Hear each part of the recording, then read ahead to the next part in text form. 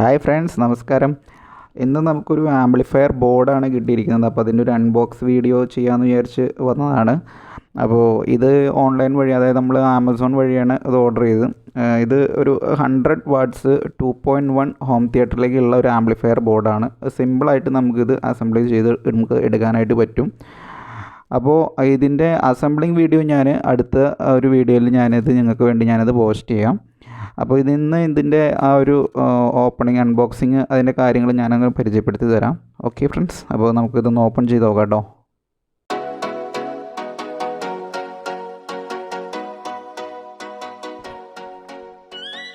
ഇത് അതിൻ്റെ ഒരു ഇൻവോയ്സ് ആണ്. ഓക്കെ,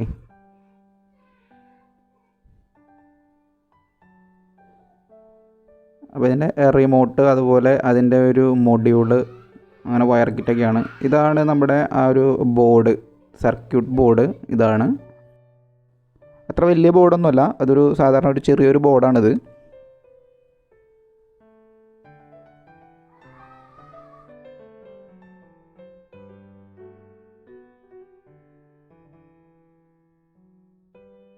ഇത് 2030 IC ബേസ്ഡ് ബോർഡാണ്. അപ്പോൾ ഇവിടെ ഒരു സബ് വൂഫറിൻ്റെ ഒരു കണക്ഷൻ, പിന്നെ ഇവിടെ ബാസ്, ട്രെബിള്, പിന്നെ ഇവിടെ ഒരു USB 5 വോൾട്ടിൻ്റെ ഒരു കണക്ഷൻ വരുന്നുണ്ട്.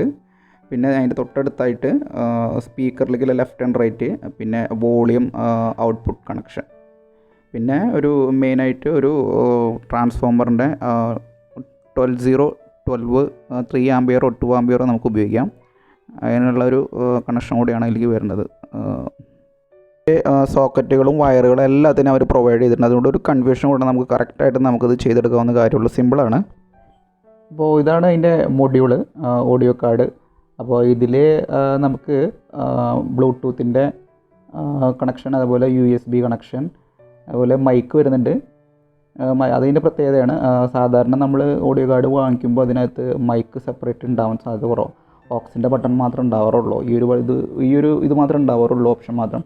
ഇതിപ്പോൾ ഇതിൻ്റെ കൂടെ മൈക്കും കൂടി ഉണ്ട്. അപ്പോൾ കരോക്കും കാര്യങ്ങളൊക്കെ നമുക്ക് ഉപയോഗിക്കണമെങ്കിൽ നമുക്ക് ഉപയോഗിക്കാം. അപ്പോൾ അത് ഞാൻ സെപ്പറേറ്റ് സെലക്ട് ചെയ്താണ്. ഇവിടെ നമുക്ക് കാർഡ് ഇടാം, കാർഡിൻ്റെ സ്ലോട്ടാണ് USB, ഒരു ബ്ലൂടൂത്ത് കണക്ഷൻ.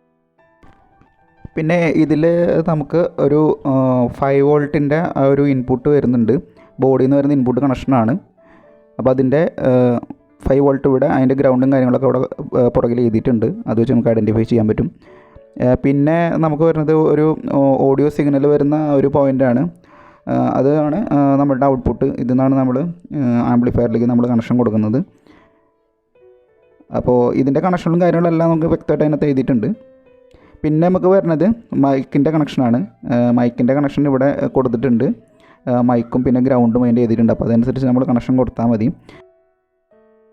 നമ്മൾ മൈക്കിന് വേണ്ടിയിട്ട് നമ്മൾ അഡീഷണൽ സോക്കറ്റ് നമ്മൾ സെപ്പറേറ്റ് നമ്മൾ വിൽക്കണം. ഇതിന് കൂടെ നമുക്ക് അഡീഷണൽ വരുന്നില്ല. അപ്പോൾ നമ്മളത് വേറെ നമ്മൾ പർച്ചേസ് ചെയ്തിട്ട് വേണം നമ്മൾ വിൽക്കാനായിട്ട്, ഉപയോഗിക്കാൻ താല്പര്യം ഉണ്ടെങ്കിൽ. പിന്നെ എന്ന് പറയുന്നത്, പിന്നെ ഇതിൻ്റെ ഔട്ട്പുട്ട് സ്പീക്കറിൻ്റെ കണക്ഷനാണ് വരുന്നത്. പിന്നെ വയറിൻ്റെ എല്ലാ കണക്ഷനുകളും കിറ്റുകളും കാര്യങ്ങളെല്ലാം ഉണ്ട്. പിന്നെ വോളിയം നോബ്, ബാസ്, ട്രബിളിൻ്റെ നോബ് എല്ലാം ഉണ്ട് അതിനകത്ത്. അടുത്തതിൻ്റെ റിമോട്ടാണ്. റിമോട്ടിൽ ബാറ്ററി ഉണ്ടോ നോക്കട്ടെ.